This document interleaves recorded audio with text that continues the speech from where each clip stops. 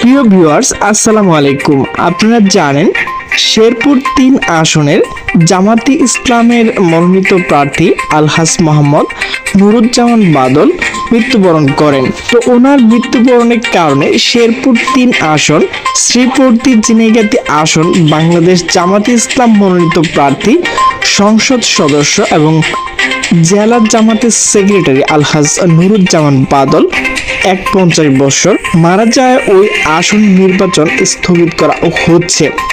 আজ বুধবার ৪ই ফেব্রুয়ারি সকালে রিটার্নিং কর্মকর্তা ও জেলা প্রশাসন তরফদার মাহমুদুর রহমান বিষয়টি নিশ্চিত করেছেন।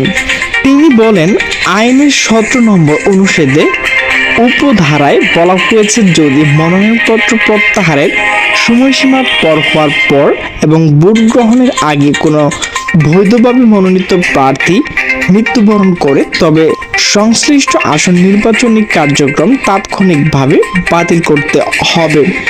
সেই অনুযায়ী নির্বাচন কার্যক্রম স্থগিত করার জন্য গণবিজ্ঞপ্তি প্রস্তুত করা হচ্ছে জানিয়ে তিনি আরো বলেন, বিজ্ঞপ্তি প্রস্তুত হলে আনুষ্ঠানিকভাবে জানানো হবে এবং ওই আসন নির্বাচন তফসিল পরবর্তী ঘোষণা করা হবে।